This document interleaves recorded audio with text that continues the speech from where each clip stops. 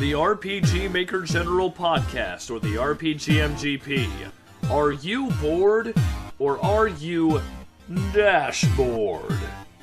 Hello everyone, and welcome to a special edition of the RPG Maker General Podcast, or the rpgmgp, your one-stop shop for everything RPG Maker. With me today are the Red Mage. Hello everybody. And back from the dead to shill his own game, the developer of DashBored, it's Karbonic! Hey, thanks for having me on. Do we want to go over some worthwhile news? I think there was a new game maker that Degica made. I think it's announced. I don't think it's out yet. Yes, the Pixel Game Maker. So it will basically be Game Maker, I assume. Yeah, I think it's mostly designed for like side-scrolling and top-down, so expect to see in the future many Mega Man and Zelda clones, and probably a Metroid. That'll be pretty sick.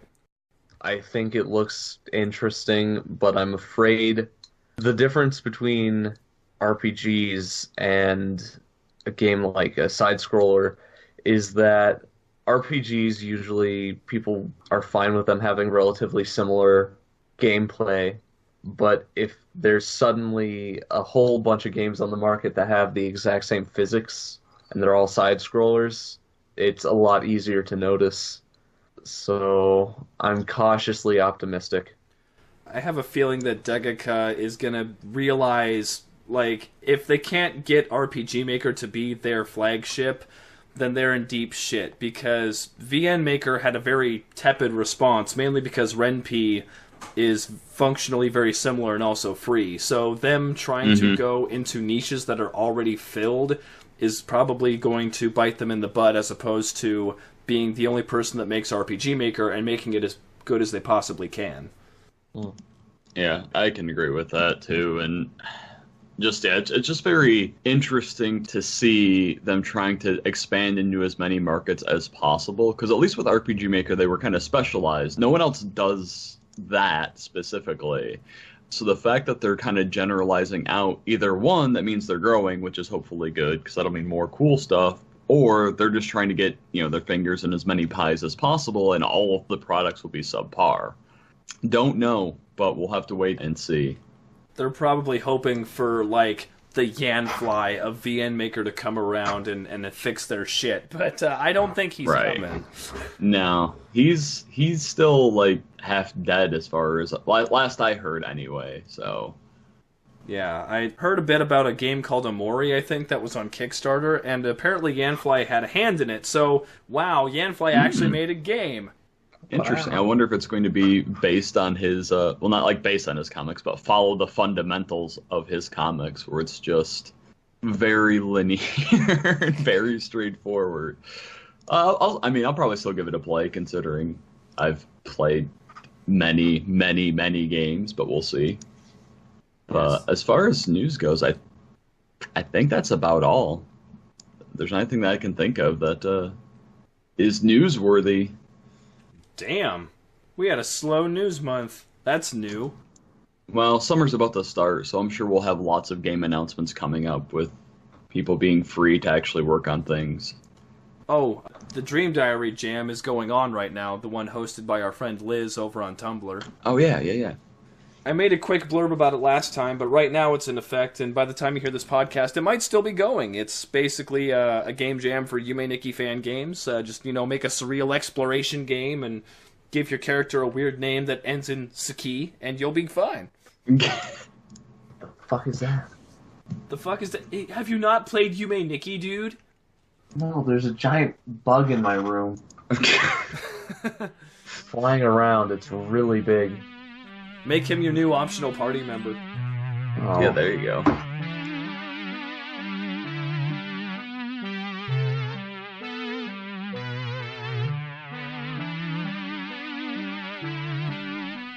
Yeah, since Robin's dead, should we just dive in then?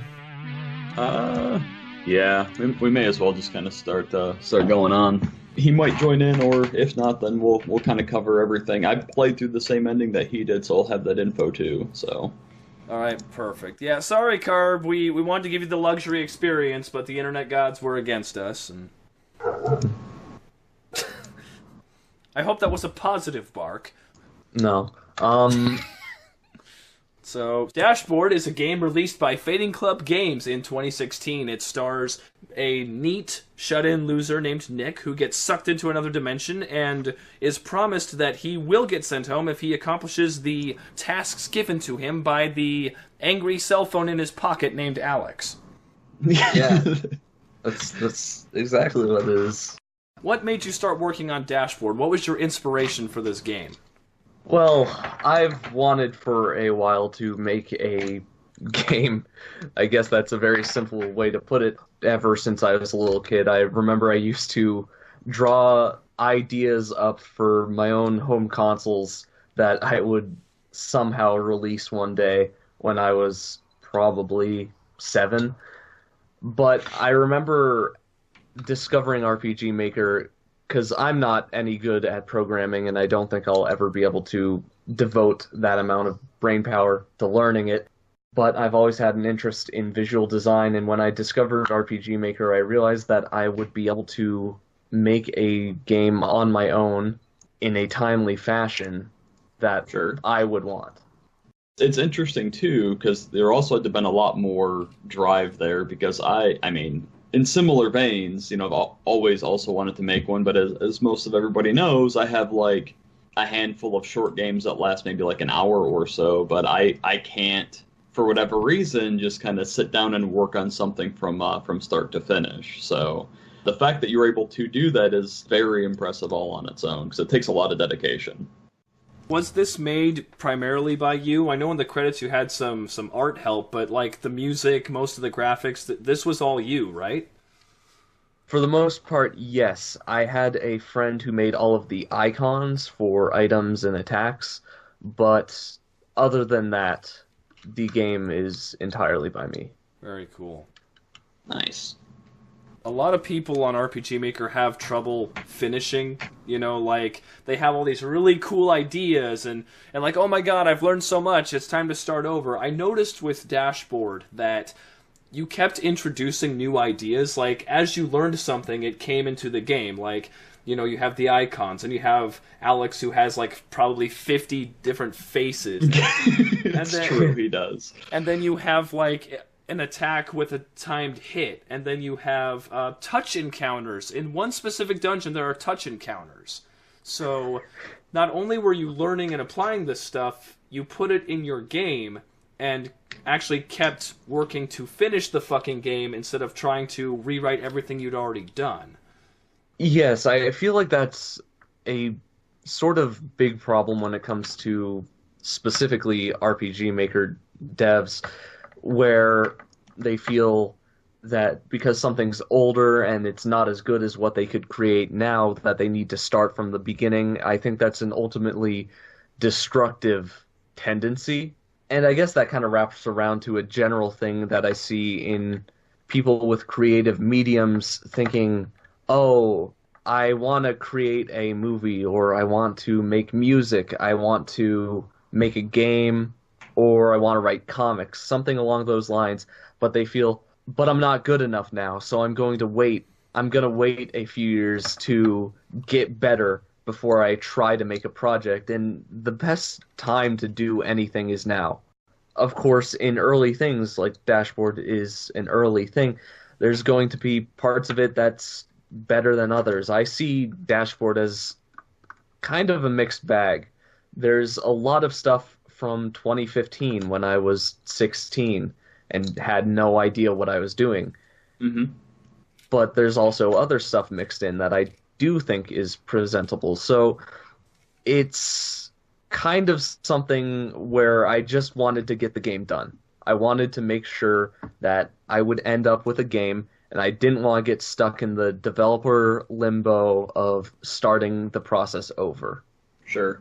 And that's very important too, because like I don't really follow like webcomics or anything too closely, but my wife does, and I know there's a handful that she's following that have basically just started doing redraws, where instead of advancing anything, they're just going back and redoing like their old comics to bring everything up to date. And that just seems like the most like the biggest waste of time to me, because you've got something that's kind of already done. And if you want to do that like in your spare time, sure, but you shouldn't like put everything else on hold to do that, because by the time you get to the end, you're going to be so much better at drawing again. You're going to have to do the whole process all over. So, yeah. Everyone's always improving, and everything you did 2 years ago will look shit to you. It'll look bad to you in the modern day. Current you will think your past work looks bad. It's always going to happen. It's going to be a universal constant. Don't dwell too much on it. Yeah. I had that issue with Defeat the Darkness where, like, it was the best thing I could make at age 23. It was the best thing I could make. And as I made it, I got better at making it. And obviously, you know, when I thought I had completed the game in, like, 2014 and made or was it 2014? Oh God, it might have been. When I made the casting call and got all those people, they started voice acting it like that was the script. These voice actors are doing these lines. I can't call them back later and make them do different lines. They're doing it for free on their own time. They're not wasting any more of their time. This is the story now. At the end, I ended up adding an extra episode or two to give Milia's character some closure, because her voice actress hadn't given me all of the lines yet. I was able to sneak that in. So I think the ending of DTD is way better than the beginning because I got that much better. But in order to be that good, I had to make something. And it ended up, you know, being... It ended up improving itself because I had to write it and then I got better at writing it, I guess. Now, Red Mage, you mentioned people redrawing comics earlier. Yeah. Yep. I feel like in some way I am sort of guilty of doing that. With DashBored in October of 2016, I went back and I redid all of the face sprites. Okay. I do feel a bit more justified in doing that just because those faces show up throughout the entire game. Yeah, that's fair. And for a game, and I'm probably a little biased because, like I said, I don't follow webcomics because they're not really all that interesting to me. Sorry for those who are fans. But anyway, for a game, though, you have like a whole presentation package. For like a webcomic, if you get better, the art will improve as you go. So when you're current on it, it'll look nicer to whoever is reading it. But for a game, you're going to have that same art all the way through, unless you change art as you go, which would be interesting, but also kind of weird at the same time. It'd be like if, you know, when you get into like the 2 new optional areas of DashBored, all of a sudden all the characters have updated sprites, and you're like, okay, why though? Yeah, that'd be interesting. Actually, I'd like to see a short experimental game that shows the artist getting better. That would be really interesting for sure. You ever played Evoland? No. I love Evoland. It's super cool. Yeah, Evoland, basically you update the console generation you're in as you play. So like it looks like a Game Boy, then it looks like a PS1 game, then it looks modern and that kind of thing. But you know, that is the point of the game. I think with games like what Red Mage was saying, it's a product, it's supposed to be consistent. You know, you don't want to see the coder get better as you're playing the game. Because if it starts playing like crap, no one's going to play it to find out if it plays any less crap. But with a webcomic, and another thing, you buy the video games. You know, most of the time you pay for a product and you pay for its polish and its level of accessibility and presentability. But with a webcomic, like, someone did that on their own time for free. And personally, I think that watching the artist evolve is part of the journey. Yeah, I agree with that. Oh, I just realized there is a game that does that. It's Undertale. I'm being serious. If you compare the last areas of Undertale to the first area, there's not really much of a comparison. That's fair. Literally a purple room versus, like, the ending castle and all that stuff. Or versus... Because the ending castle is just a recolor of the first area, but more if you compare the core to the temple at the beginning. It seems like along the way Toby Fox learned more about color theory and stopped using the default colors in MS Paint. Right. They are genuinely the default colors. So the game ends up looking better as you play through it. Yeah, like now that you say that, I kind of I never really noticed it while I was playing it before, but yeah, now that I'm like thinking through the areas, yeah, everything kind of gets just progressively more as you continue through it. Yeah, higher fidelity. Yeah. And now you can play through those crappy early areas in 1080p on your PS4. Oh, good. High definition. Okay, back to your actual game for a second, Yeah. Garb. Because, I mean, where did the ideas for these characters come around? Because, like, it's not really mentioned in the game so much, but Isaac has a fucking TV for a head. And then there's also, like, the pumpkin girl and the ghost and the save girl with, like, the mask on her face and the Jack with the other mask on his face. Were you kind of like me and said, oh, that'll do? Or did these come from somewhere? Well, it's always a mixed bag. Sometimes it's something that I'm like, hey, wouldn't it be cool if this guy had a TV for a head? That would be cool. Midori's design, the save point girl, came through sort of necessity, but also just sort of, I won't call it laziness, but it just kind of stuck. Originally, the first sprite for Midori was just a stick figure that was entirely green that had an S on the face to act as the save point.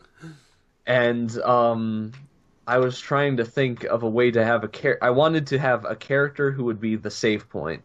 And I wanted to think of a way that would just easily make them pop out from other characters as the save point. And having a big S on the face isn't the smartest way to do that, but I kind of just stuck with it. It works. Yeah, no, and it definitely does, and you know she's grown into having kind of a unique design. Mm-hmm. Yeah, it all involved adding on to that initial stick figure with an S design. Fair enough. An ascended stick figure. Yeah. Any other characters you want to talk about? I'm sorry. Let me think. If you want to cut out these like silent bits, you can. They make for great entertainment. I don't know why I would. With Jack, he came about just because if the save character is going to wear a mask, the shop character should wear a mask as well, is what I was thinking at the time. And I decided to make him really shady, like a shady dealer. And I thought, what's the weirdest mask you could ever see someone wear? What's the most off-putting mask? And I was thinking of one of those stage masks, the tragedy and comedy masks. Mm-hmm. And he sort of evolved from that. Okay. All right. Yeah, no, he's got a lot of like interesting side development for scenes, like because the first time I played through and the last time I didn't visit the fighting arena like at all, but the second time I did when I went in there with him, like there was someone in there being like, yeah, they pretty much everybody left, but that's more beer for me, and he's like, hey, you better pay for all of that, and then the guy's like, oh, hi Jack, yeah, no problem, man. And like like there wasn't a whole lot there, but you know that Jack is very, comes down here, he might own this place or be a partner in it. There's just a lot of like little cool things about him that I really enjoyed. He was a cool guy. You guys ever see John Wick? Oh yeah. Kind of the same thing. Like there's a big ass fight at John Wick's house and the cop shows up. He's like, "Hi John, hi Dave. You working?" No, just sorting some stuff out. Like you like something happened. Like you don't. Oh yeah. You don't get to know, but just that exchange is enough to get an idea of who these people are. For sure. Mm-hmm. Yeah, the world building in John Wick is super good, but that's a conversation for another time. Yeah. Speaking of characters, I liked Millie. I read Red Mage's notes and I completely agree. Millie is just an irredeemable bitch, and that is so refreshing. Yeah. With all these complex, angsty villains that we have to feel sorry for, it's nice to just beat the shit out of somebody and not feel bad about it. Yeah, I really love including Millie in scenes. She's very fun to write. She's kind of like a stress relief character for me. Actually fun to draw, too. Originally, she was intended to... She first started out as a friendly character that would show up and kind of tease the main character or like just fuck around with them. then evolved into a potential party member, Okay. then turned into this weird scene where I tried to put in an intentionally awkward dating sim scene. I don't know what I was thinking with that. Then just evolved into a villain. She was actually added relatively late into development. Okay. Because I felt at the time there wasn't any sort of omnipresent antagonistic force to deal Right. with at all times. And also I felt that what you were saying with the characters with intense backstories, feel bad for them. I felt like there just needed to be someone who you could just hate. Yeah. No, and she does a good job because it's even lampshaded really well at the end because you have the option to ask her, like what her problem is, and she's just like, a long time ago I found out I really like hurting people. That's the end. That's all there is to it. And you're like, oh man, you are just the worst person. My father was a drinker and a fiend. And I figured it would be a good way to introduce kind of concepts into the garden where it's not just taking in losers who are lame and don't have control of their life. It's also taking in just generally bad people. See, my headcanon is, and I put this under my questions notes, the very introductory scene where it's just the red text and the black background and then the blue text. See, my thought was that was actually Millie and Nash. Like, she had arrived in the garden, she was, like, upset, lost everything, thought she was gonna die, because when the blue text shows up, it looks computerized, like, it's got that digital, like, shine to it, so figured that was Nash being like, hey, man, you look like you can kick some ass, why don't you come with me? And I don't know what the original intent was, but that's how I read it. That's I've actually never heard that interpretation. I'm not going to go ahead and confirm or deny any of that. Okay. Do you want me to? I mean, I'm curious. It's mostly how much you want to spoil anybody who's listening to the podcast. I played through this game 3 times. I've seen, I'm pretty sure everything there is to see, or at least I hope so. Now, do you mind having a headcanon ruined? That's fine. Okay, go ahead and cut this part out, Cody. It's Okay. But I guess it could work for Millie and Nash. Now that you say it that way, it could entirely work that way. Good job, Red Mage. You're responsible for a retcon. Oh, hell yeah. I'm keeping that. Okay. Speaking of characters, the way you made this game, it feels like at the beginning it's got a breakneck pace. We get Nick, then we get the call, then we meet Midori and Jack, and then we find the memory machine and the plane in their basement, and then we get the car, and then we're going here, and, like, in my notes, I'm trying to keep track of all this shit, and it's like, wow. And given the choice between a game that hands you too much and a game that hands you too little, I prefer games like DashBored, even if it's a lot to take in on a first play. Yeah, I'm not sure how I entirely feel about that, because it wasn't entirely intentional on my part. Midori shows up so quickly because there needs to be a save point at that part of the game, and I didn't want to put in a non-diegetic, like, do you want to save here thing, because that would just ruin the entire point of Midori. And everything that happens in the opening of DashBored kind of happens out of necessity, in a way, just with the way I set up things, with the way I set up the world map being pretty much entirely open from the beginning. I needed a way to direct people in a certain direction. I needed a way for people to understand how shops work. Sure. I needed there to be a party member to help, because fighting with one party member isn't fun. Okay. A game that I think did this really well is Ocarina of Time, because in that one you have a very rigid, like, first dungeon area, and, like, you get to learn about shops and exploration, and then you go beat the Deku Tree, you know how to save your game because it's simply in the menu, and then the world opens up.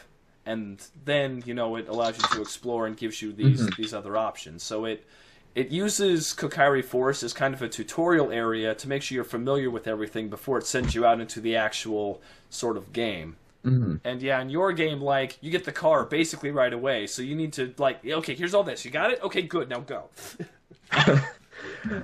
And you were saying, you were talking about that. I would much rather play a game like that than, say, Twilight Princess, Legend of Zelda Twilight Princess, where there is a 45-minute long tutorial where it's not actually teaching you anything about the mechanics of the game, but it's more just setting up the world.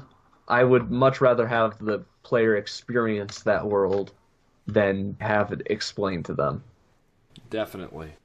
Yeah, I can agree with that. And I mean, there could be some probably some like minor pacing improvements in the beginning, but I don't, for the most part, I really didn't have all that much problem with how fast everything was going. Then again, I played your game and reviewed it like way back when you could glitch the car into most of the towns, which was really fucking fun.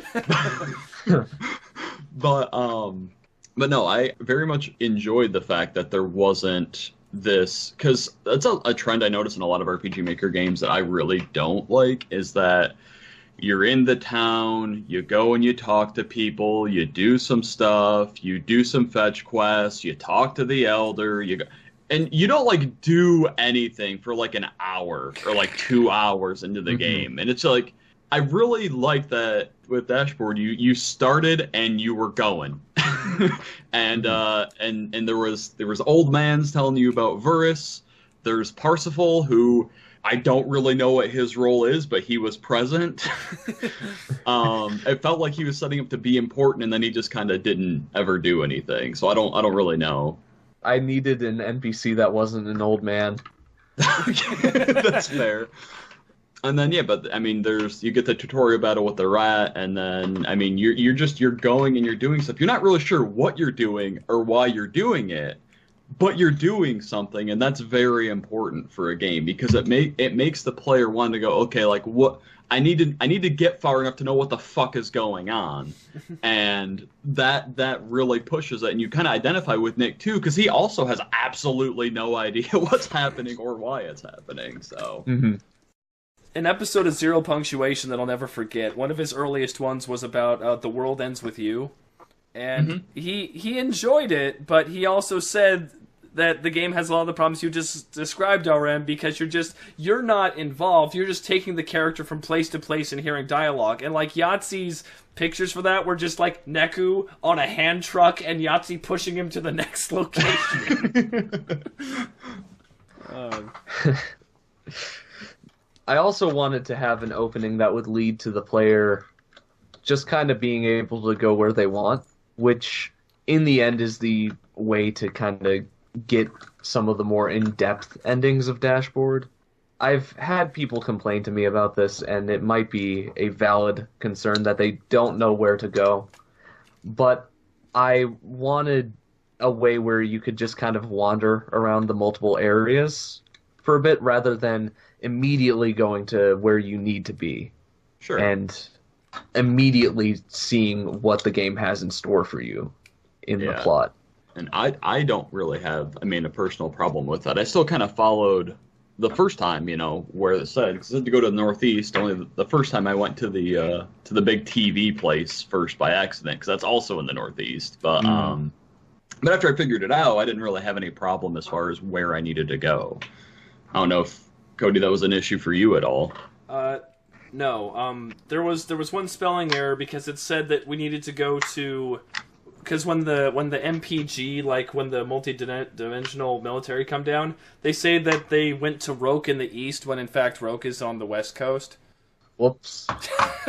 But other than that, no. Again, like RM and I, we played Final Fantasy Legend like a year ago, and the thing about FFL was the world was big-ish, but you were free to explore wherever you wanted, and the game expected you to explore everywhere. So there's a sweet spot for map size where people will explore everything and find it without you telling them. with FFL, you have to go find the 3 kings: King Sword, King Shield, King Armor. Now, the game expects you to go find King Armor first, but you can go kick the shit out of King Sword first if you want to, and you know where he is. That's what I did. Yeah. And in DashBoard, like, your first objective is to go to the orphanage, but you are free to find other places, and you could die because the people are over-leveled, but that's, you know, it's your decision, and I think that builds more interest for your world that way. What was interesting for me is, if you go to where the orphanage is, the only way to advance the plot is to check the gate. And it's interesting that you trust the player to check that gate and get the dialogue they need to go do the next thing. It's not bad. I think it's cool, because I'm one of those players that, you know, I want to look around. I want to check the things. I want to be rewarded for checking the things. I'm not sure if that was the smartest choice on my part. I think it might have been there just because I didn't understand how to set up trigger events at the time. But yeah, I think that might bring up some feelings of like maybe an old point-and-click adventure game where you really actually do need to check everything to advance the plot. Yeah, and like I said, the beginning too, I kind of already had a leg up because, like I said, I played it way back when, so I kind of remembered a little bit about what I needed to do in all the areas. Granted, I did go to the because I remembered the Frog King and all that first, so I actually went to that town first instead of to the orphanage, because I had actually forgotten about that little tidbit to go and do the thing to go fight the Frog King, and then he didn't like talk to me about that at all. I was like, okay, I'm missing something here. What do I need to do? But it's still, like I said, all the way through, the breakneck pace, the fact that you have to check a lot of things, like the fact that in the playthrough, like in the first one, I just kind of followed pretty much linearly as far as what, you know, hints were dropped by the NPCs and everything. Cody is off on here like gallivanting all through everywhere, ends up finding Lord Kill, which I found it is what his name translates to, so that's pretty funny. So, but you know, and he finds out from a party member, like, oh, well, that's cool. There is more than just, you know, that you can actually like wander around and actually do. So then so then the next playthrough is when I was trying to get everything, and then I fucked it up because the ribbon girl is last, apparently, not first. So that's good to know. But no, and finding, you know, everything, it adds so much more to let you explore and figure things out on your own, and it's so much more like you feel better about it. Like you come onto something, you're like, oh, cool, I figured this out, rather than you must go to the temple in the east. Make sure that you only go in the right-hand door. The left door doesn't lead anywhere. And then you go, and then the left door doesn't lead anywhere. You know, it's not like a bait and switch. There's literally nothing there. Here you get to like feel proud of yourself that you did it. I think it's so funny how like we have used that trope so much that normally the left door doesn't go anywhere. Okay, it doesn't go anywhere. But then the twisting of that trope is, now it goes somewhere. But now the new twist is, I'm too lazy to make that special somewhere, so now it goes nowhere. Fuck you. Right. I mainly, when I was thinking up areas, I just kind of wanted to reward the player for wandering. I just wanted to find a way where if a player does something odd or strange, they might find a new place. And I wanted the player to basically be rewarded for not listening to the game, but not specifically going against the game. Yeah, that's fair. And one of the, the neat things too is that, you know, being rewarded with, you know, Lord Osadare and with Eloise, and I put this in my notes too. I mean, they're helpful, but they're not like game breaking in any real capacity. Like you don't lose anything by not picking up these optional party members. Mm-hmm. With maybe Eloise's nail gun not excluded, because that let me cheese the final boss very easily. But for the most part, though, I mean, they weren't necessary. They didn't add like really anything to the story. They just added, you know, a little bit of information here or there, like Cody was saying, Lord Osadare comes with you when Nick is supposed to be alone. When you go to the water treatment plant and you go underwater, Eloise follows you. She's like, I'm a ghost, I don't need to breathe, so I'm going to tag along with you. So you get to like have this little bit of extra here that doesn't really detract from the game. It doesn't, you know, change really anything in the story, and it really doesn't make the battles any more or less easy overall than either. So that's a really good optional character, I think, to have. Mm-hmm. Going into the combat a bit, Sure. I was very intrigued by your choices on the level ups. It looks like when people level up, they gain a stat point in everything, like a single stat point, and then they also gain 50 HP. That's very reminiscent to me of a Final Fantasy 1, because in FF1, either a stat went up or it had a 50-50 chance to go up. So really leveling wasn't so much about making you stronger, but allowing you to survive longer. And if you gained, 10, 20 levels, then you would see the difference finally and start one-shotting goblins and that kind of thing. What were your thoughts about balancing the battles and the stat ups being how they are? Overall, I would say this is probably a bit of a misstep on my part, or more of a weaker bit of the game, because throughout it there are parts that I would say are unbalanced, but I just kind of wanted to avoid grinding for the most part. I wanted to think about the way that people would be playing and what level they would be at certain points. There's one bit of grinding at the very beginning, which I'm not exactly the biggest fan of.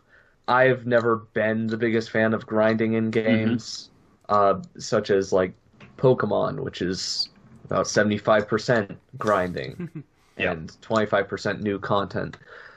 I didn't want to force players to stay in one area more than they would be interested to. And that makes sense from like a speedrunning standpoint, because like you have a dash button, you have a lot of optional content. If you want to just cut through DashBored, you could probably do it in like 2-3 hours. The second playthrough, I was in day 3, so like just cleared the water treatment plant at about an hour and 40 minutes. When I was fighting the Frog King, I was still level 2, and winning basically depended on him not using the double shot attack. As long as he just regularly attacked me, I could win. It took me like 2 or 3 tries, but I'm not going to grind. I'm just going to keep throwing my face at him. But no, the game itself lent very well to it, and even the most recent time where I got like the true ending, I never grinded anywhere. I avoided most of the fights and just let most of the level ups come from bosses. And between those few and far in between level ups and the heavy shawl, which is hands down the best item in the game, I was able to survive with very little difficulty. Mm-hmm. Yeah, the grinding at the beginning, I thought that was a dick move, but I forgave it. Because you literally cannot win without violent grab.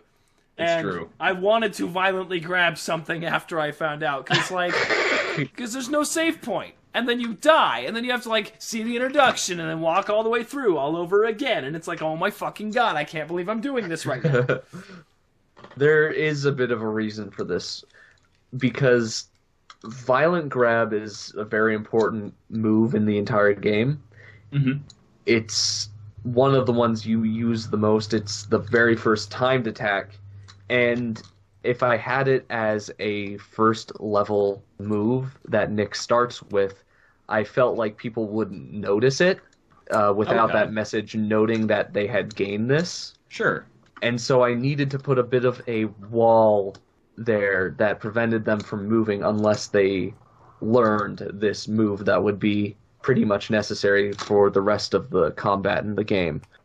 Okay. That's very fair. As for the lack of a save point, that comes down to putting Midori in there wouldn't have made sense. I gotcha. I think that goes for other times with save points as well, because like I understand, Midori shouldn't be at the beginning, and the beginning's fairly short, so just going back through, killing some more mice, learning violent grab, not a huge deal. But something that also caught my attention about your game is there are 3 or 4 times in my notes where I'm like, I have to make this decision, or I'm about to fight this boss, but there's nowhere I can fucking save. And then I walk into the next room, or I'm about to do the thing, like there's literally no turning back, and there is a save point. Like, just in the nick of time, right when I was about to choke a motherfucker, or backtrack about 6 miles to the last one, there it is. Like, it contributed to a feeling of unease, because, like, I should have known one was coming, but I didn't trust that one was coming. My instinct to save came before the save point came. Yeah, it does a good job of that for sure, and just keeping you on your toes. Because there's probably, the first time I played through it, a number of times where I was like, okay, there's something coming up, I can feel it, I need to go back. So I would like backtrack, beat everything up, heal and save, come back in, and like the next room would have another one. I'm like, son of a bitch! Oh, yeah, I just am a bit critical of games when they put maybe too many save points every few feet, because it feels like I'm being kind of handheld, or my hands are being held throughout the entire experience, as well as I really do not like games that... I don't like RPGs specifically that allow you to save at any moment. Yeah, that's one thing I was going to comment on that I was actually very thankful for. Now when I have less time than I used to, I don't hate it as much as far as just being able to save from the menu. But there's something about it that just really adds to the overall game when you can't just be like, all right, I'm going to save here and then do something, and then do the next part. I like that you have to really ration out your resources and kind of determine when it is that you need to save. And just turning that off is super. It's just very interesting because you don't see a lot of RPG Maker games that do that anymore. Yeah, and I also think that games that allow you to save anywhere also unintentionally lead to a lot of problems for the player, because there's nothing indicating when a boss is coming up to make them think they need to save. Or sometimes, especially in horror games, specifically games like The Crooked Man, where you could encounter a one-hit kill enemy at any time, and you don't know when you're supposed to save. Right. It can lead to just, suddenly I need to replay about 30 minutes of gameplay, and that leads to more people just putting down the game and never picking it up. Another thing to note about your game is that many of the common encounters are really easy, and maybe that's because I had Lord Oxidare with me screaming to high heaven and bashing things with his sword. But you designed the game around the limited save points, which is an extra step of thought above most RPG Maker games, because with most of them it's like, I can save anywhere, and if I don't like what happens I can run back and heal, or I can try again and make sure and try not to get that encounter. But with you, you're like, fuck, I put a save point over here, and the next save point is all the way over there. So you don't want the players to get frustrated, you want them to survive, and therefore the enemy encounters aren't near as bad as they could have been. The only time I ever had trouble was in Varus's mansion, where you can get poisoned, and the only time I ever bought, status restoring waters was, when I was underwater. Right. And one thing, this is something that Cody didn't get to experience, but in, the true final dungeon, there's, the group of 4 cherubs or bots, I think there are. They have so much health. I fought one battle. I got 1200 XP from that fight, so it was totally worth it. But I only fought one battle just to kind of see how it was. But it was it took me probably a good 5 to 10 minutes to clear that one battle, and then after that, I just kind of ran from them at that point forward. Because that is a major time investment. Because you've only got Nick and Alex at that point, so you don't have your full party. For the most part, aside from those, I didn't really ever notice an issue with the random encounters. The ones that did show up were at a reasonable difficulty. They weren't sponges. They didn't really waste time. Some of them were a little rude, with the poison and that kind of thing, but they were overall balanced fairly well. One thing, though, I want to bring up, though, we kind of talked about it in chat, too, that's kind of weird on the balance, are the weapons and the armor that are kind of just priced all over the board. Realistically, a chainsaw is going to be more expensive than a knife, and I kind of get that, but they're about the same attack power, I think, if not exactly the same. So I'm just kind of curious what your thoughts were there, besides just to kind of be... The chainsaw has about 15 damage points, and the knife has 9. Okay. But this is another thing of DashBoard being a game made from when I was 15 Sure. until I was 17. There was a lot of changes across that development cycle, and sometimes I would forget to scale a certain thing to those changes. Okay. So during early development, the chainsaw was the most powerful weapon you could get, and it was OP almost to all Okay. of the enemies that you could run into at that point. But as more weapons were added, more enemies, more areas were added, the chainsaw kind of faded into obscurity. The chainsaw was originally just going to be a default weapon for Jack. He was originally going to just show up in the party for one chapter and then be gone. Sure. But as he Okay. became more of a final party member, I had to change stuff around. That makes sense. Yeah, the little kisser is even more powerful than the chainsaw now, and it's cheaper. Yeah. I was trying to think of some reason that the chainsaw would be more expensive, like, does it add any other stats? No. Robin brought it up, maybe it changes the timed hit window. No. It's just to say that you have a chainsaw, basically. Well, have you ever tried fighting someone with a chainsaw before? No. It's not as cool. Not as easy. You have to waste like 3 turns pulling the ripcord, and then they get like free attacks on you. What did mood do as the stat? Was it just like renamed luck? Did it do anything? It's luck. Okay, I thought so because Eloise gets that in like droves, but I didn't really notice it doing much of anything for her. So, though she always was very happy, so you know. She has a big mood. Oh. Is she having a big mood, or does she have a big mood? Like, I've heard, like, I have a big mood right now. No, it's just something is big mood. Okay. Okay, so one question I did have, mostly about Isaac, because you end up seeing Nash, you end up seeing all these serve bots that also have like monitors or TVs for heads. Is he like also a serve bot, or is that just like a coincidence? He is a serve bot. He is a serve bot. Okay, that's really cool. Then I like that. So it was never really touched on anything, but like the further I got into the game, the more I was like, is this dude just like a rogue serve bot just doing whatever he wants? Because that's badass. After the events of the satellite, many serve bots were basically scattered across the multiverse, ending up in Gotcha. various different pockets. Okay. And Isaac is one of them. And he became Gotcha. a mobster. Hell Yeah. yeah. Yeah, forget about it. Going back to the combat real quick, I want to... this design choice didn't... I don't understand it, and I would like your input. So, the big one first. With Nick, like, he has skills. And he has all of his skills. And he doesn't have TP, which is interesting. So he's like one of the few characters, or maybe the only one, that doesn't have TP. And then you get Isaac, and he does.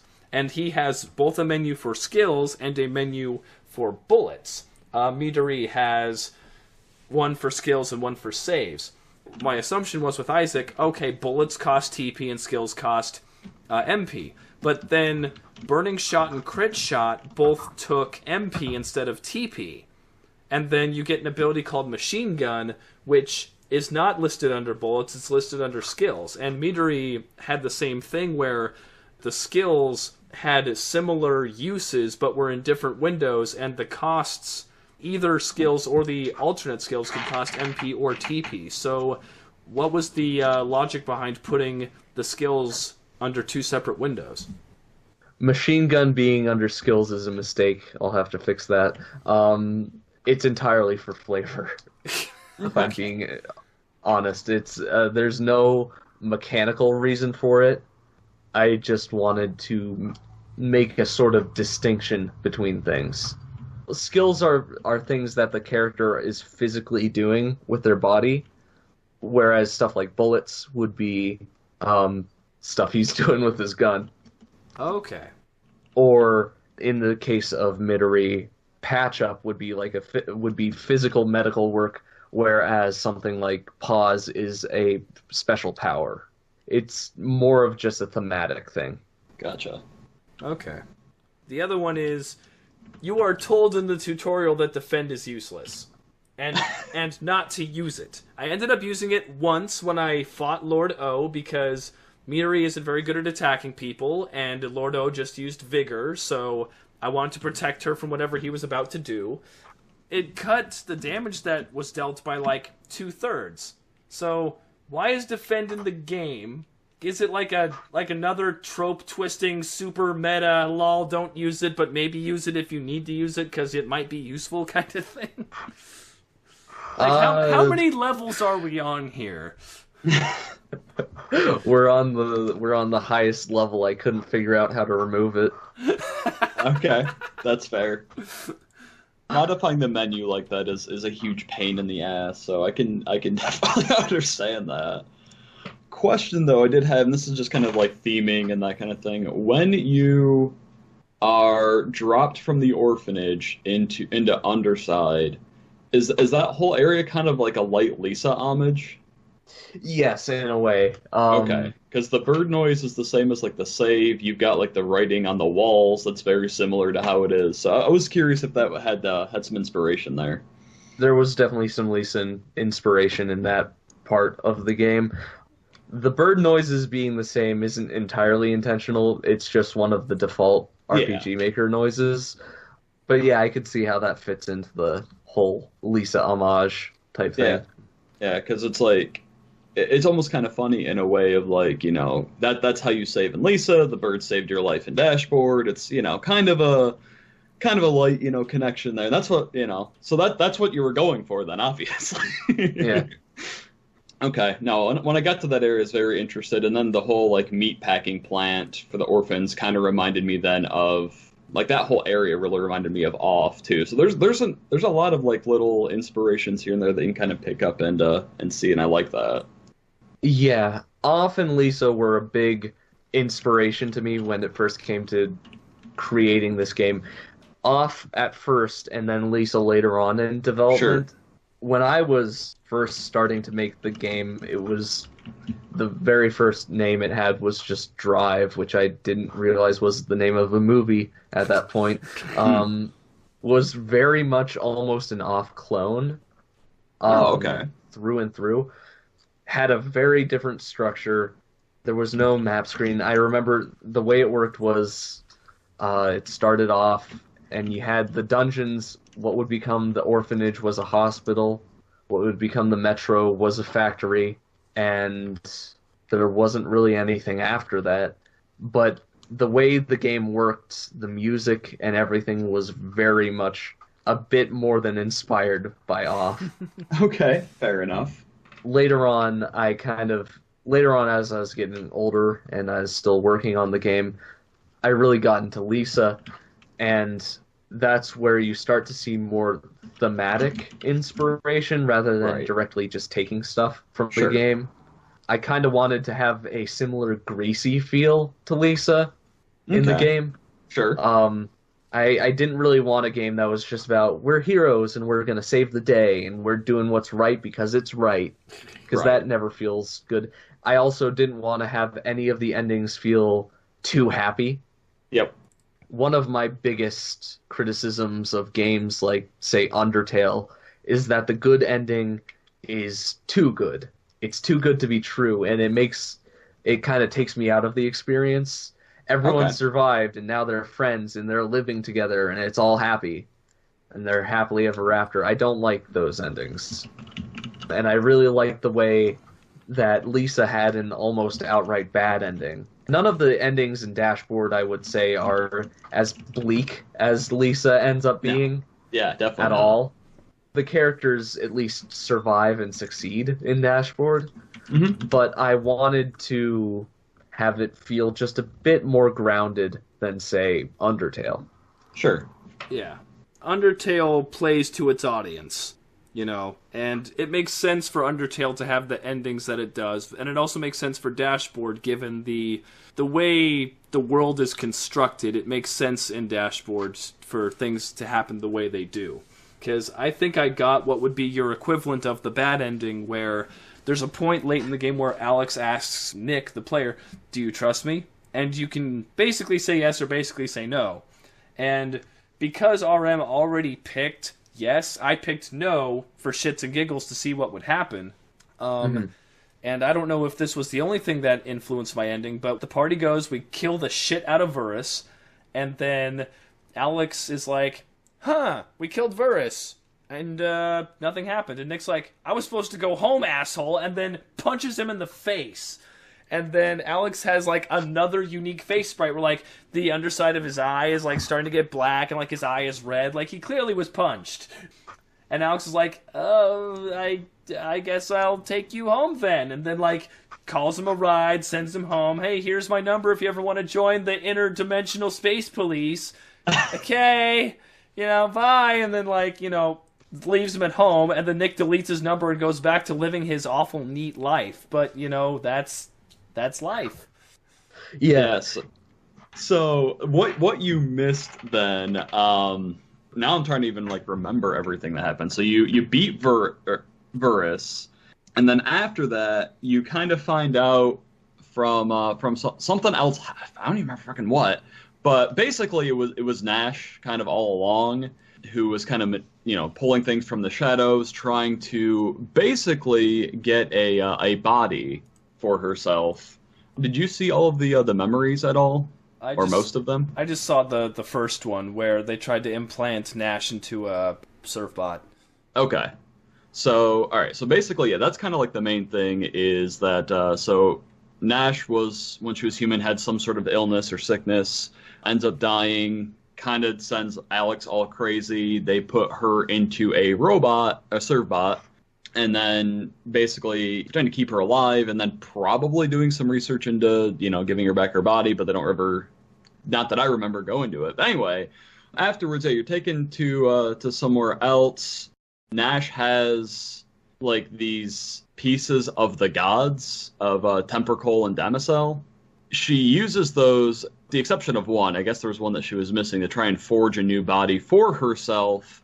And so then you have to fight her, and that fight is really rough. That is a hard fight.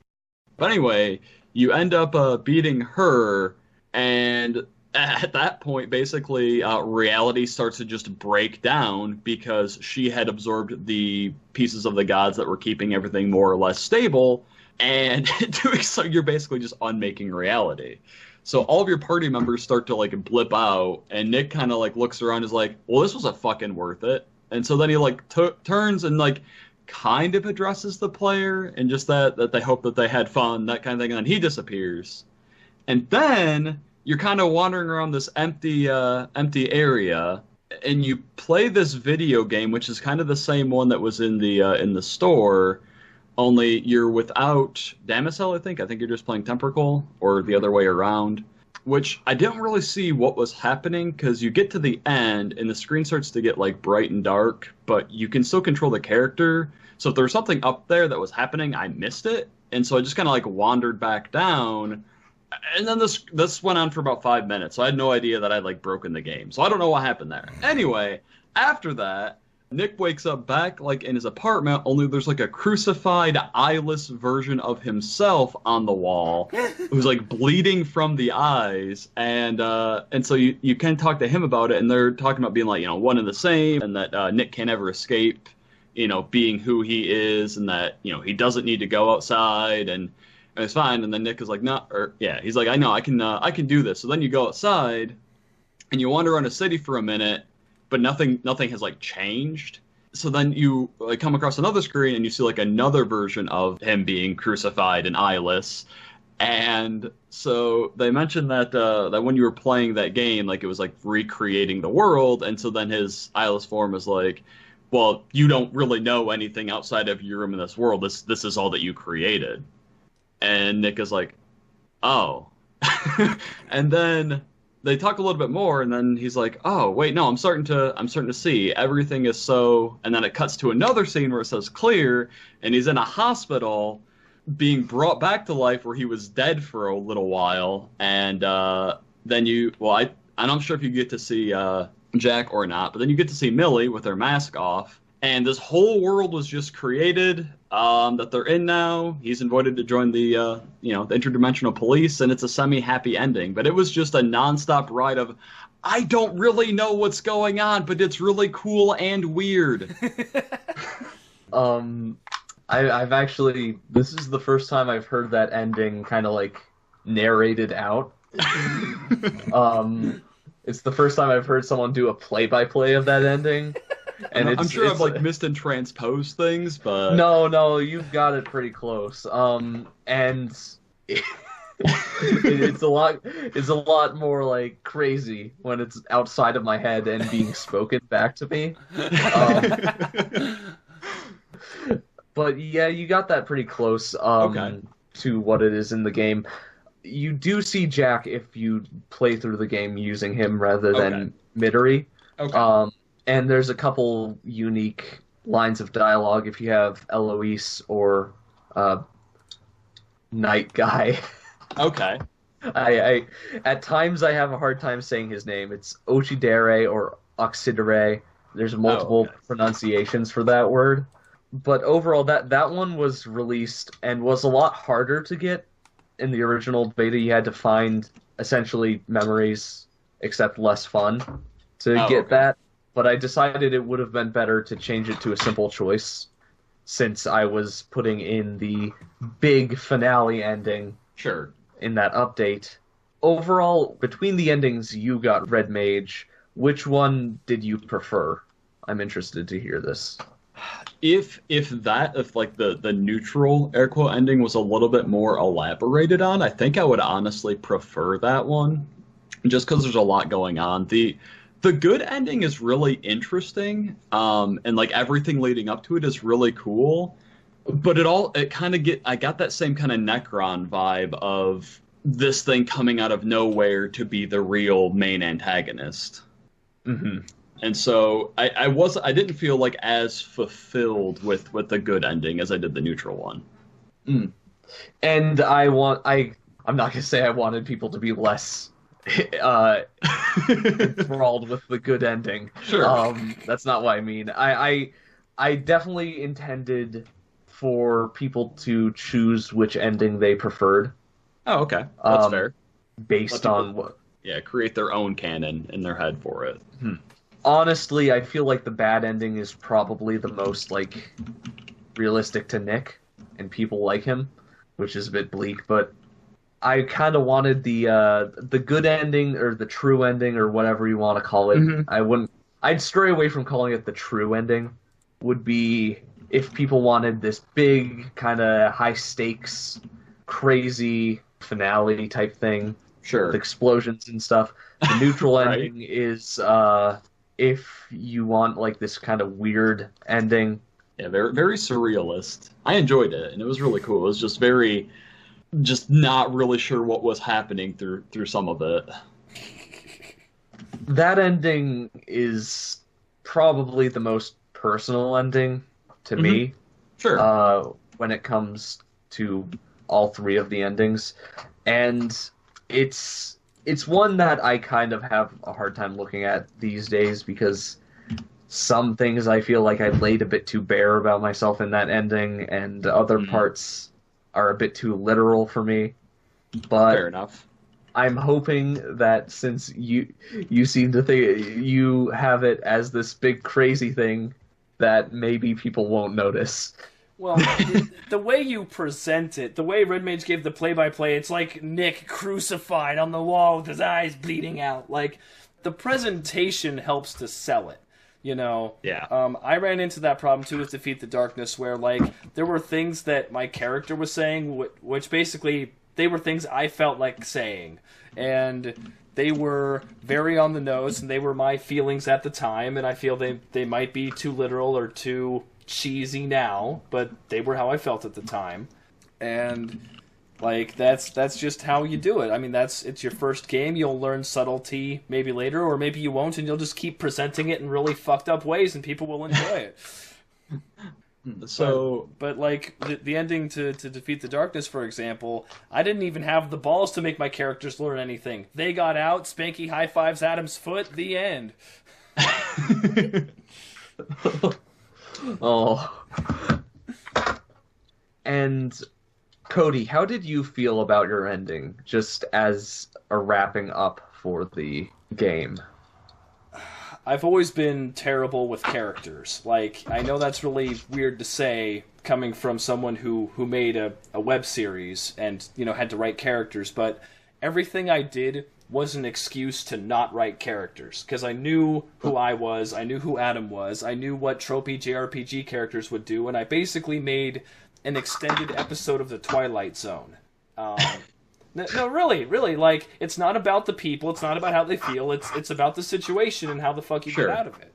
Yeah, okay, that makes sense. Yeah, thank you. And basically, like, for the ending, I thought of it from a structural standpoint. How do I get the characters back in here? How do we resolve the conflict? How do we kill this overpowered motherfucker? How do I bring the themes that I introduced in the beginning back at the end? Like the implications.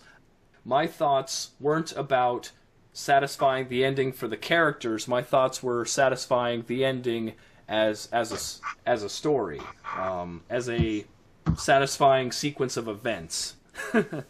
I think I wrapped it up well, and I think if I had more time to do live action sequences, I could have gone into, like, my character, Cody, is like the computer RPG nerd, and Adam's character is the tabletop nerd, and what are the differences, and how we approach the game, and what did we both learn coming out of the game? Like, did I learn to be more emphatic? And did Adam learn more about whatever his lesson was? There's actually a live action scene that wasn't used where our characters are playing D&D with another person, and I totally didn't make Milia, and I totally didn't put all my points into swimming to ruin the campaign. I was trying to roleplay it properly and learn about people, but it was improvised, it was badly done, I just dropped it. So it took me a long time to figure out what I was trying to say with Defeat the Darkness, and now that it's released, it's too late to say those things, and I hope that I can do it better the next time I make something. Yeah, and that's kind of the way to go is to always learn, and that's kind of one of the things too, like about DashBored, that because Carb went back in and added more things to it, which I imagine were to kind of expound on things, because when I was playing it through, and you get the TV land, and then you meet like the super hyper intelligent television. When I was playing the final, or the good ending, I thought that's who they were talking about at first. When they were talking about creating that hyper intelligent AI, I thought they were talking about this TV, and I was like, "Oh shit, the TV's coming back." So that was a very interesting thing for me. But the more curious thing, and this is more just about the lore here of DashBored, is the big fucking demon that's in the Russian pyramid looking deal. Mm-hmm. I know he was related to Tempercle and Damosel in some way. I just don't really know how. Is he like the same thing that Verus was, like one of these pseudo-angelic figures that they had prior that they got rid of because they didn't really like them, in favor of creating humans? Or is he something like else? My personal, I guess I can't really call it a headcanon, but the way I see it is that the demon was created by Tempercle and Damosel as a way of destroying a past society to make way for the next. Okay. Now, the thing with Tempercle and Damosel is that I see them as sort of unreliable gods. Yeah, they create species and universes and then get bored quickly of it, then destroy them and make another one, is basically their Sure. MO. It's almost kind of like a really interesting allegory for just RPG Maker devs in general, where they create something, they get bored of it, and then they move on to something else. Yeah, that's what I intended with it. Nice. That's definitely what I was going for. You made me sound smarter than I am. Thanks. It's overall, I would say I don't believe Varus is like angelic figure to that. Varus is the sole surviving member of a society that they destroyed in the past. Gotcha. Okay. Yeah, I wasn't aware that there were like multiple societies, because the way that it was like almost presented was like pseudo-biblical, and like where God had angels and then moved on to man kind of thing. That was the vibe I got from it. But no, if they're involved with more, and this is like a constant repeat thing, which I guess you'd kind of pick up on from that big old temple. That makes a lot more sense that he was just a leftover bit from something that they got bored of. Mm-hmm. Like poetry. Like poetry. It rhymes. I have a question, and maybe this is answered in some other ending, but when the nuke goes off, and you're sent into that one special area where you get the car, and then you crash into Versus Mansion, there is a point where there's a building, and has a red dude in it. And if you talk to the red dude, nothing happens. And then the screen goes black, and then there's 2 red dudes. And then the screen goes black, and there's 3 red dudes. And then there's 4 red dudes. And then game over. And then I have to fight those stupid kids who stole my car again, because the save point is 5 miles to the east. So, shitty save point placement aside, what was the point of those red dudes in the house? There was originally going to be a children's book in the orphanage that talked about like sort of a fairy tale about creatures that want to fit in with society, but they can't because they're skinless.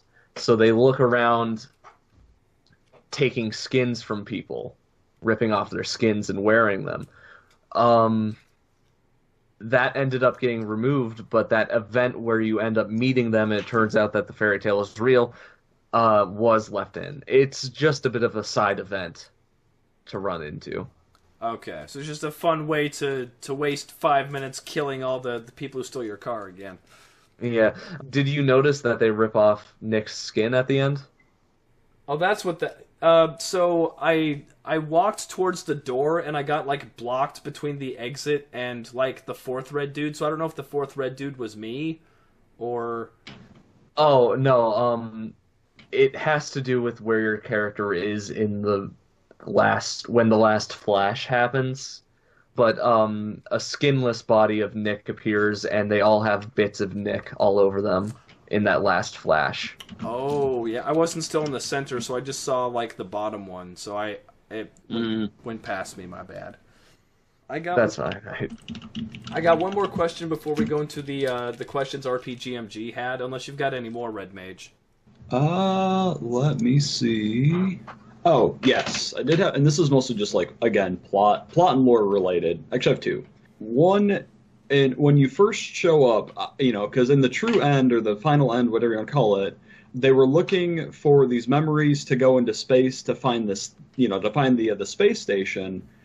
What's kind of the point of looking for the corruption to cleanse it, to fight, Varus? Is there some connection there that I missed? It kind of just feels like it's 2 separate, like entirely separate objectives. They were given an objective and a side thing to do if they could.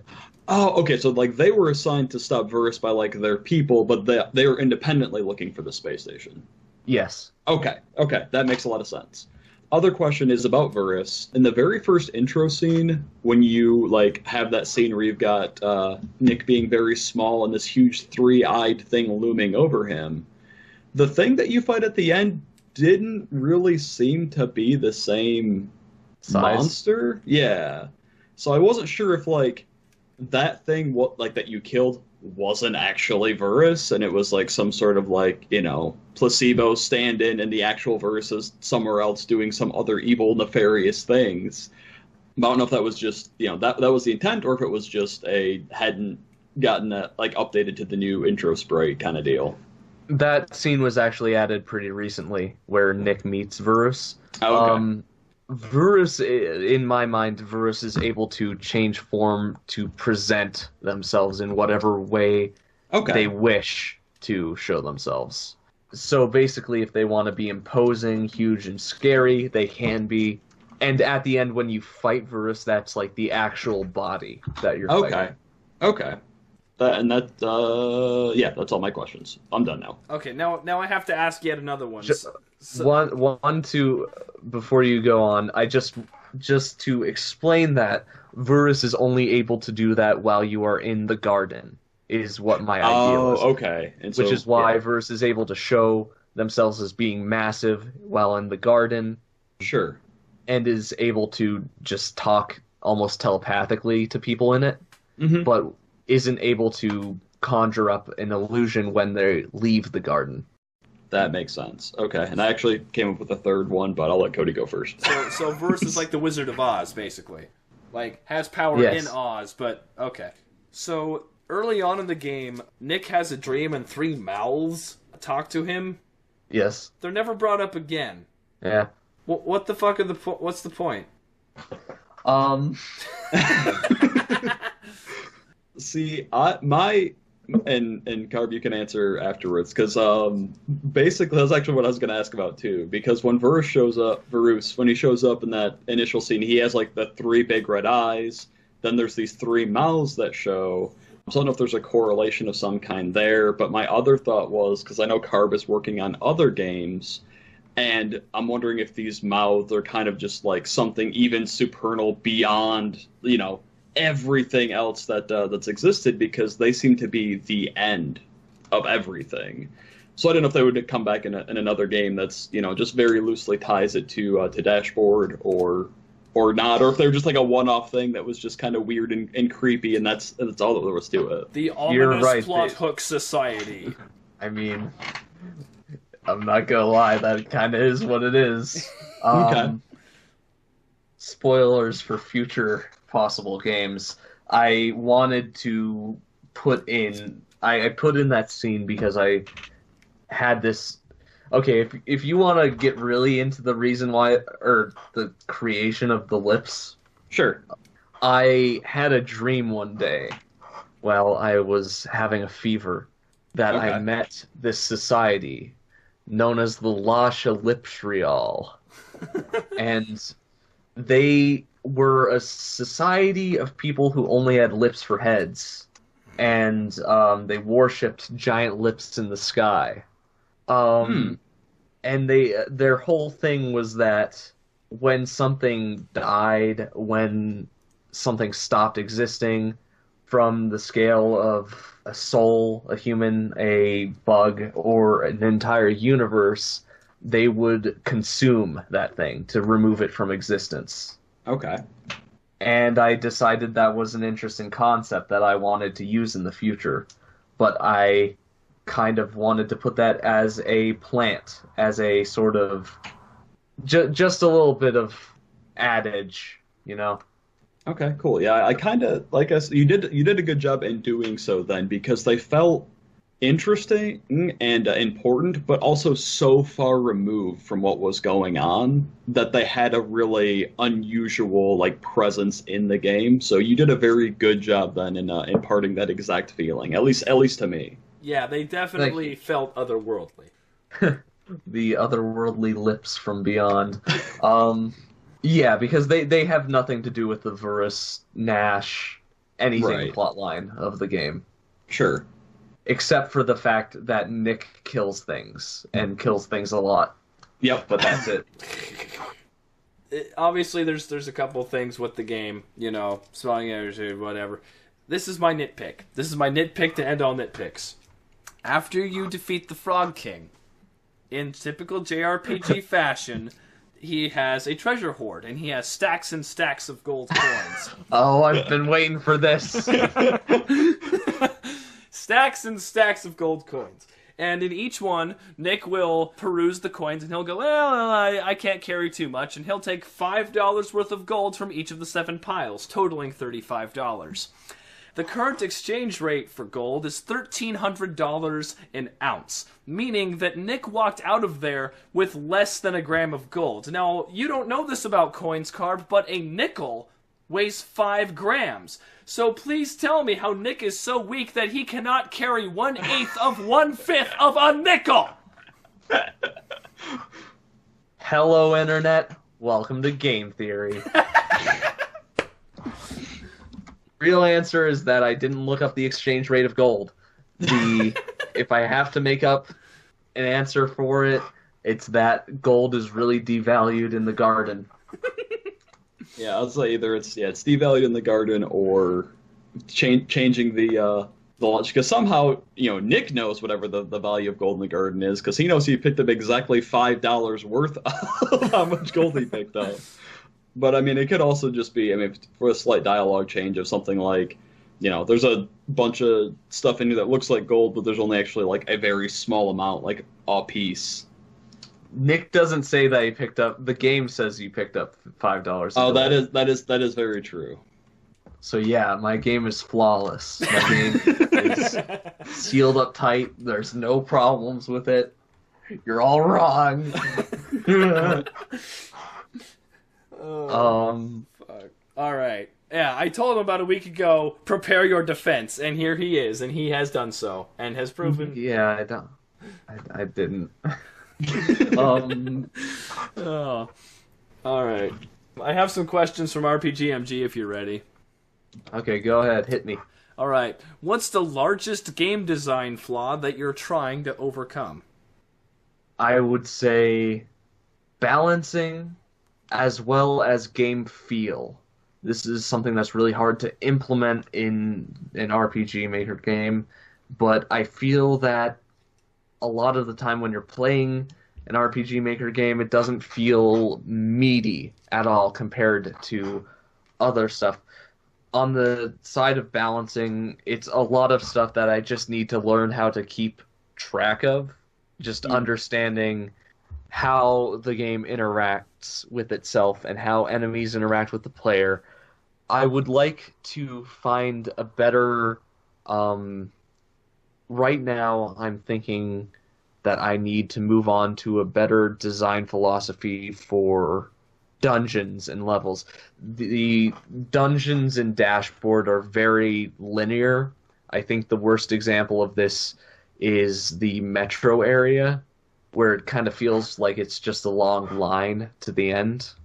And I think maybe implementing dungeons that more feel like a real place that people interact with rather than just like a place that you wander through. A series of tubes.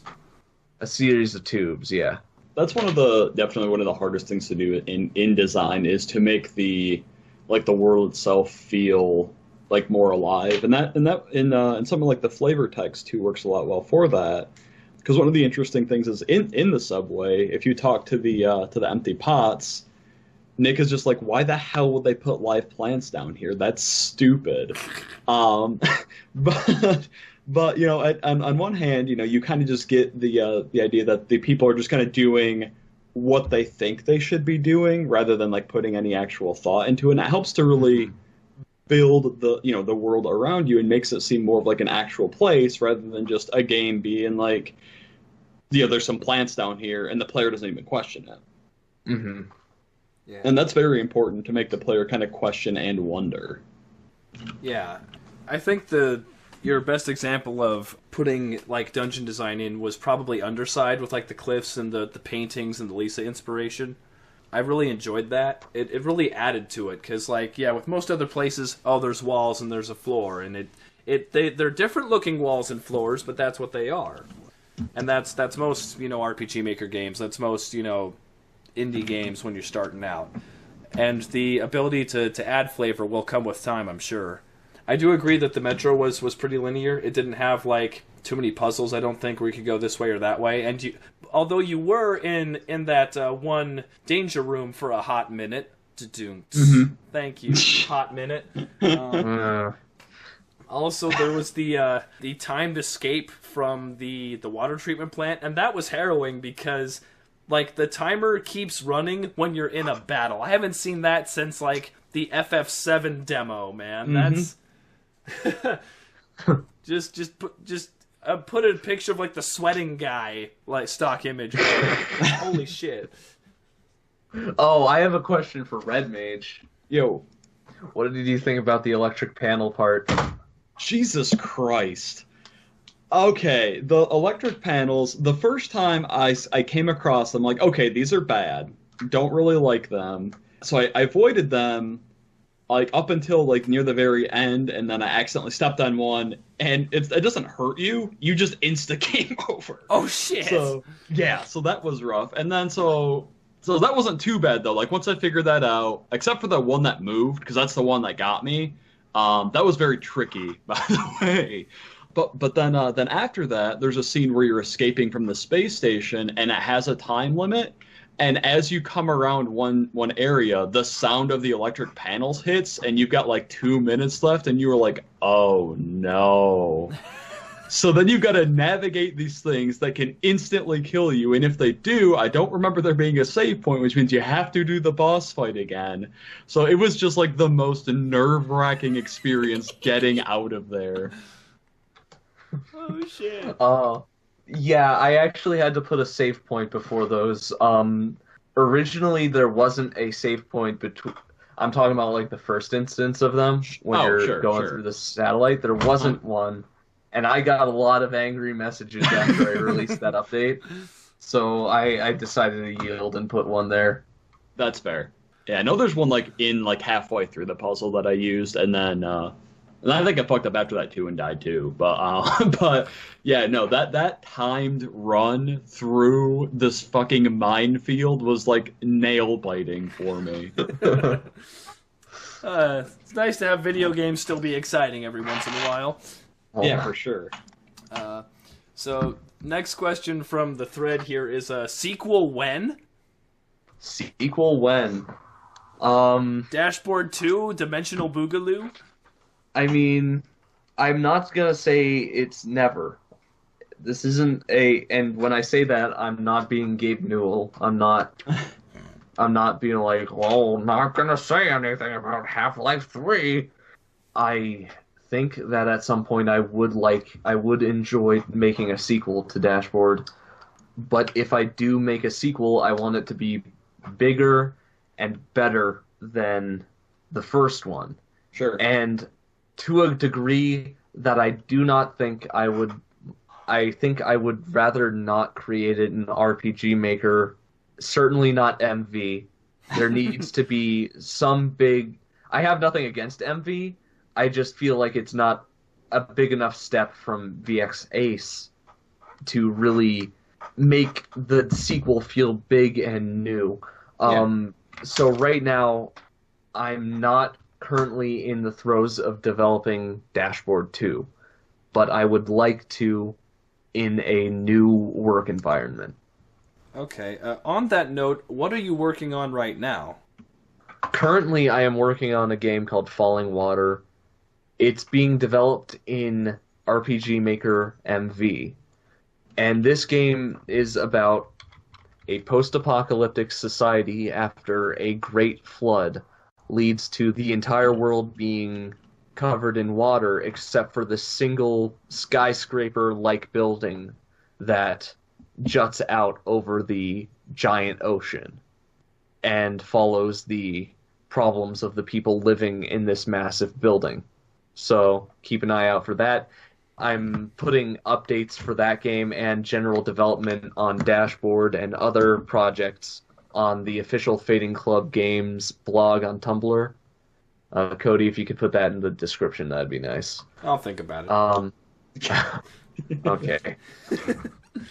But yeah, currently working on a new game. I'm expecting this one to be a lot shorter. This is more of a kind of wind-down project from DashBoard. Sure. Since that was such a time-consuming thing. This one, I think you could probably expect by 2019, but I'm not going to promise anything. That's a smart thing to do. Yeah, so it won't be Valve time anymore. It'll be Fading Club time. Oh yeah, I hope not. Don't say that. All right, and the last one from the thread is: what is your favorite movie? What is my favorite movie? There's a lot of them. Give me a second. I need to think through all of the movies I've seen. Consulting database. It's hard. There's a lot of movies out there. It's true. There are a lot. DashBored the movie coming in theaters May 2019. This would make a very interesting movie, though. There's enough just weirdness and consistency and fast-paced action. I think it would sell pretty well. Oh, thank you. I'm not sure how the plot would work, but Yeah, I don't either. No, you see, you have the Fading Club extended universe where you have like the Eloise movie and the Jack and Midori movie. Oh wait, it's 2018. It's the Midori and Jack movie, and then you have the Nicolas movie. Oh, that would be just a really funny movie of just them managing a store. Like that's the whole movie. It all takes place in that one setting. Mm-hmm. I really like things by Stanley Kubrick. I like 2001: A Space Odyssey a lot. That's kind of a very stereotypical answer. On the other hand, I really like kind of pulpy, weird movies like, what's the name? One second, I gotta remember the name of this movie. No.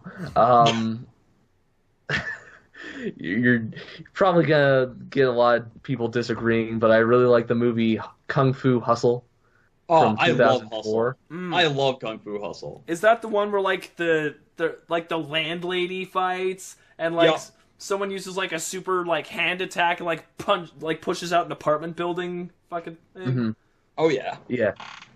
On that topic, there's Journey to the West by the same director, which I really enjoy.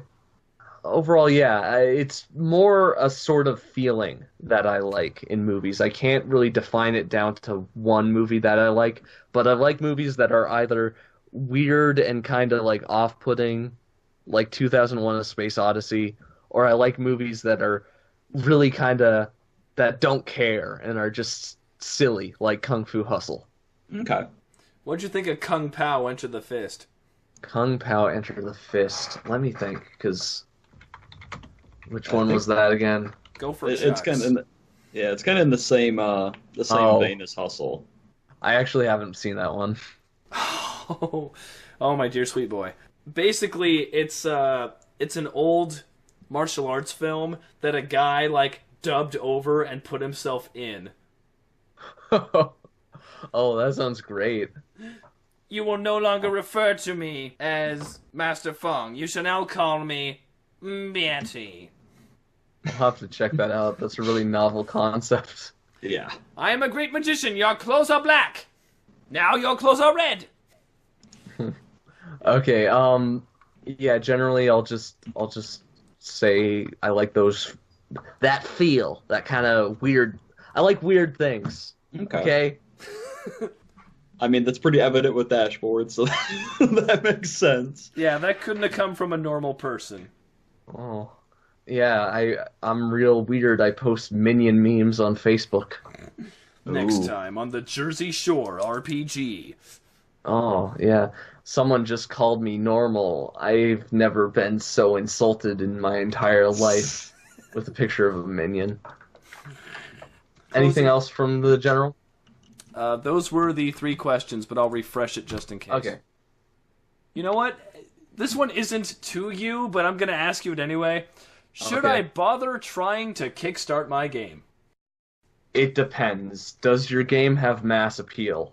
Kickstarter games, these days at least, don't really appeal to niche markets. So if you're going to something that is just overall appealing, I know that most people making a game think that their games are appealing, but if your game has stuff that you think will be popular, what's popular right now is Earthbound likes. People really like Earthbound likes. They're almost flooding the market in a way, but those are what gets done. People like cute things. People like stuff that has a sort of nostalgic vibe, not for anything in particular, but just kind of that feeling of nostalgia all over it. That's what's mainly going to be successful on a place like Kickstarter. On the other hand, stuff that doesn't exactly have that sort of mass appeal, if you're going for a game that's more dark or kind of weirder or more off-putting, you might not get it. And Lisa did get a Kickstarter that was successful. However, I feel like the Kickstarter might have only been a success due to the fact that Austin, is it Jorgensen or Jorgensen? I'm not sure. One of the two. Austin Jorgensen put very upfront on the Kickstarter page, inspired by Earthbound. Even though I wouldn't really make that comparison with Lisa. Yeah, no, not in any capacity. Graphically, maybe a little. Maybe. It's right on the very first thing of the Kickstarter page, and if you play the Kickstarter demo of Lisa, it's very different from Lisa that ended up getting released. It's really quirky. It's got a silly thing about getting wigs and getting hair and bald people, which would be turned into the men's hair club, but Right. which is a much darker concept in the actual game. Absolutely. So, if you're willing to pretend that your game is something that it's not, then yeah, sure, go ahead and get a Kickstarter page. But if you're doing anything that is kind of off, it might not be the most successful Kickstarter. Yeah, and one thing also to keep in mind, especially for Lisa, is that he had also released Lisa the First on the coattails of Yume Nikki, so we kind of already had a little bit of a following to begin with.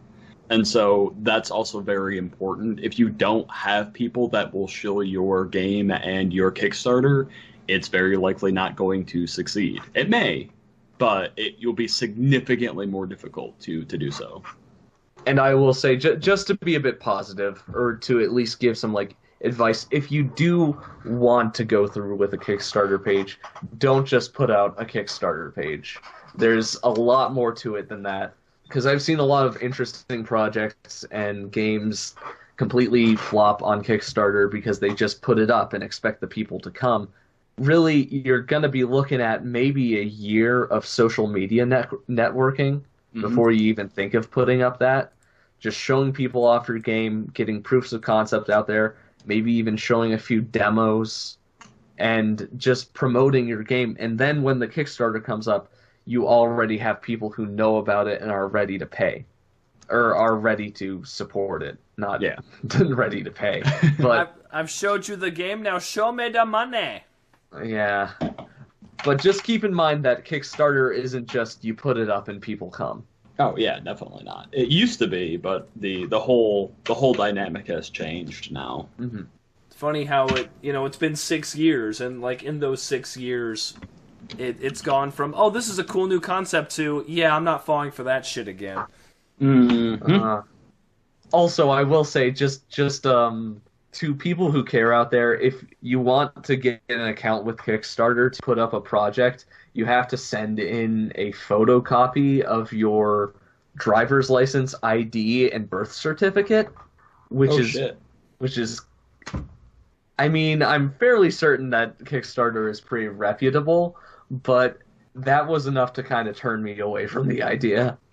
So if anyone out there has that, is a bit squeamish about giving out details, they want you to give out a lot of details. I don't even have my birth certificate. I'd have to call my mom. Mom, I'm asking for money from strangers on the internet. Can I borrow my birth certificate? And what the fuck you think she's gonna say? No. Because that whole plan to her sounds ridiculous on its face. I mean, I think it is pretty ridiculous. I don't know. That's not something I'm really comfortable scanning and then sending to a company. Yeah, here you go. Just make sure, the Russians don't get it or something. Here you go. Don't do too much fake stuff under my name. With that, I'm a very busy man. I must go. Karbonic, thank you so much for coming back and being on the show today. It's been fantastic. Yeah, thank you. I'm really happy to have been on this one. It's been a while, certainly. When was the last time I was on here? I think the anniversary special in 2017. Yeah, because I know you showed up very briefly for one, I think it was To the Moon, but hadn't played it, and so then you bounced right after that. So Yeah, well, thanks for having me on, and thanks for playing my game. It does mean a lot to me to hear people playing it. And yeah, DashBored 2. It's coming out tomorrow. It's you can play it. But no, for real, check out my new game coming out, Falling Water. Mean a lot to me if you just take a look. I'm going for a different aesthetic with this one. sure. And yeah, thanks for having me on, guys. Definitely glad to have you here, and yeah, I will definitely be looking at Falling Water because as interesting and immersive as DashBoard was, I'm curious to see what you've learned and applied to the new one. So I will be checking that out. Yeah, same, because I enjoyed DashBoard, and like, given the choice between a game with everything DashBoard had going on and a game with no spelling errors, I would pick DashBoard again. Like straight up. It may not be perfect, but there's nothing else like it. Thank you all for listening to the RPG Maker General podcast. This is Cody. We'll catch you next month. And this is Red Mage. We'll see y'all later. This is Karbonic signing off.